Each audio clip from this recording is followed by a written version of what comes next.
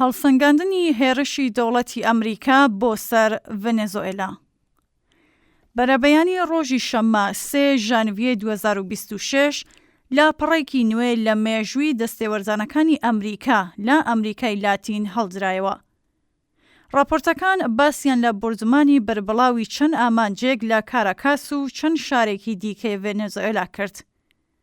دۆناڵد ترامپ ڕایگەیاند کە نیکۆلاس مادۆرۆ و سیسیلیا فلۆرەسی هاوسەری دەستگیر کراون و لە چوارچێوەی ئۆپراسیۆنێکی سەربازیدا بردراونەتە دەرەوەی وڵات.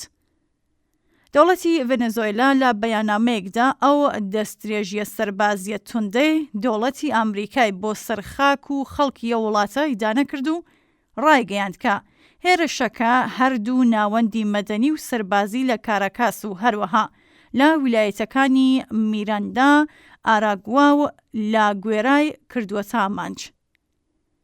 ڤێنزوئێلا کە نزیکەی 30 ملیۆن دانیشتووی هەیە دەکەوێتە باکووری ئەمریکای باشوور. ئەو وڵاتە کە خاوەنی گەورەترین یەدەگی نەوتی جیهانە لە دەیەکانی ڕابردوودا کۆمەڵێک پێشاتی سیاسی پڕ هەوراز و نشێوی بەخۆیەوە بینیوە. پێگەی ژیۆپۆلیتیکی ڤێنزوئێلا وای کردووە ئەو وڵاتە ببێتە چەقی کێبەڕکەی ناوچەیی و جیهانیەکان. دوای هۆگۆ چاوێز، نیکۆلاس مادۆرۆ لە ساڵی 2013ەوە حکومڕانیە وڵاتەی دەکرد. ڤێنزوئێلا لە ساڵانی ڕابردوودا لەگەڵ قەیرانی قوڵی یابووری و هەڵاوسانی بەردەوام و کۆچی بەرفراوانی هاوڵاتیانی بەرەڕوو بووتەوە. کە لە ناچوونایەتیەکان کەمبوونەوەی خزمەتگوزاریە گشتیەکان، کۆچبەری بربڵاو و دابەزینی توانای کڕین وێنایەکی گشتیە لە دۆخی ئەو کۆمەڵگایەی کە هاوکات لە ژێر گوشاری قەیرانی ناوخۆیی و دەرەکیدایە. ئەم ڕووداوە ڕاستەوخۆترین کردەوەی سەربازی ئەمریکایە لە ئەمریکای لاتین لە دوای لەشکەرکێشی بۆ سەر پەنەما لە ساڵی 1989 ئەو جێگایەی کە سەرۆکی پەنەما بەدیلگیرا و گوازرایەوە بۆ ئەمریکا. ئەوەی کە ئەمڕۆ لە ڤێنزوئێلا ڕوویداوە نیشانەی گەڕانەوەیەکی ئاشکرایە بۆ سیاسەتە شەڕەنگیزیەکانی سەردەمی شەڕی سارد.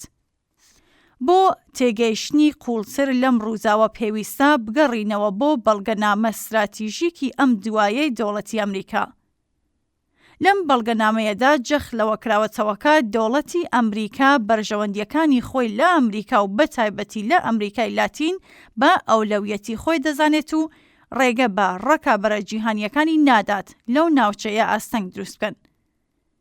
ئەم سیاسەتە کاتێک لە زمان زلهێزێکەوە دەردەبڕێت کە خاوەن کاریگەری، دارایی و باڵادەستی سەربازی متڵەقە لە قاڕای ئەمریکا بۆ مانایەیەکە نەزمی خوازراوی خۆی بە هەموو شێوەیەک تەنانەت ئەگەر پێویست بکات بە زۆریش بێت جێگیر دەکات. لە ڕاستیدا ڤێنزوئێلا بووەتە تاقیگەیەکی پراکتیکی بۆ ئەم استراتێژە. چین وەک وڵاتێکی کە خاوەنی گەلێک پرۆژەیە لە ئەمریکای لاتین لە بنەڕەتدا لە ڕێگەی کاریگەری ئابووری و پرۆژەی ئابووریەوە بە دوای بەرژەوەندیەکانی خۆیدا دەگەڕێت و خۆی لە بەرەڕووبوونەوەی سیاسی تون لەگەڵ ئەمریکا بەدوور دەگرێت. لەم ڕووەوە ئەمریکا نیگەران نییە لە بابەت پشتیوانی جدی چین لە هاوپەیمانیەکەی لە ڤێنزوئێلا. سەبارەت بە ڕووسیاش پێدەچێت کۆمەڵێک سات و سەودای فەرمی یان نافەرمی و ناڕاستەوخۆ لە نێوان ئەمریکا و ڕووسیادا لەسەر ئۆکراین و ڤێنزوئێلا ڕوویدا بێت. لاکەمدا ڕووسیا جگە لە هەڵوێستێکی دیپلۆماسی ڕەواڵەتی هیچ هەنگاوێکی جدی لە بەرامبەر ئەم دەستدرێژیانە نانێت. وڵاتە ئەوروپایەکانیش لە بەرامبەر سیاسەتەکانی هێزارەی ترامپدا تا ڕادێکی زۆر لە پێگەیەکی پاسیڤدان و چاوەڕوان ناکرێت کاردانەوەیەکی جدی لە هەمبەر ڕووداوێکی لەو شێوەیە لە خۆیان نیشاندەن. ئەوروپا نەخاوان ئیرادەی سربەخۆ و نە ئامرازی سربەخۆیە و لەو کەیسانەشدا کە ئەمریکا بە ئاسایشی ناوچەیی ناویان دەبات تەنیا بە دەرکردنی بەیاننامەیەکی گشتی بەسەریدا تێدەپەڕێت. هەموو بەڵگەکان ئەوە دەردەخەن کە دەوڵەتی ترامپ بەم کارە پەیامێکی ڕوون بۆ هەموو وڵاتانی ئەمریکای لاتین دەنێرێت، ئەویش ئەوەیە کە ئەمریکای لاتین بە حەوشەی پشتەوەی ئەمریکا دەزانێت و بە هەر شێوەیەک بێت هێژمونی خۆی لە ناوچەکەدا دەسەپێنێت. ئەم پەیامە هۆشداریەکی جدیە بۆ هەر دەوڵەتێکی کە زاد بکات لە ڕووی سیاسیەوە و وابەستە نەبێت بە ڤاشنگتۆن. ڤێنزوێلا خاوەن سەرچاوەی نەوتی زۆر دۆڵەمەند و سەرچاوەی ژێرزەمینی دەگمەن و ناوازەیە. دەوڵەتی ئەمریکا چاوی تەماحی بڕیوەتە و سەرچاوانە بە تایبەتی کۆنتڕۆڵکردنی نرخی نەوت لە بازاڕەکانی جیهاندا. ئەگەر بتوانێت حکوومەتێکی گوێ لە مێز لەم وڵاتە بهێنێتە سەرکار، دەستکەوتێکی ئابووری و سیاسی بەرچاو بەدەست دەهێنێت. ئامانجی ئابووری ئەم دەستدرێژیە بەقەد ڕەهەندە سەربازیەکانی ڕوونە. دەوڵەتی ڤێنزوێلا لە زۆمرەی هاوپەیمانیەکانی کۆماری ئیسلامی ئێران بوو. ئەم گورزە هاوکات گورزێکە لە کۆماری ئیسلامی ئێرانیش.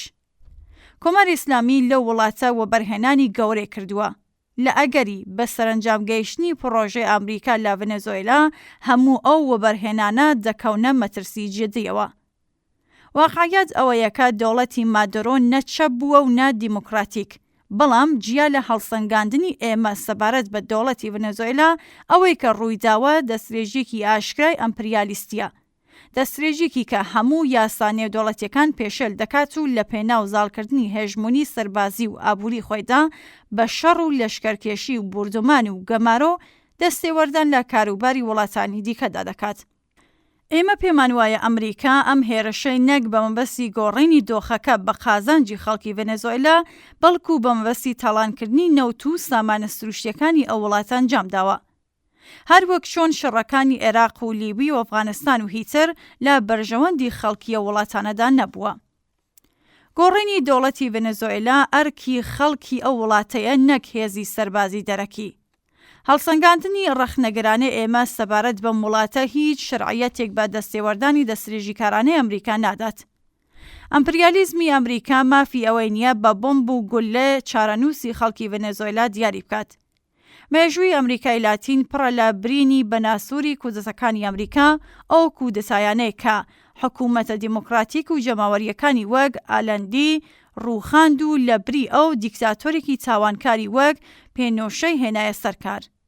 لە شیلیەوە بگرێت تا گواتمالا و برێزیل و نیکاراگووا، ڤێنزوێلا تەنها نمونەیەکی نوێیە لەم مێژووە خوێناویەدا.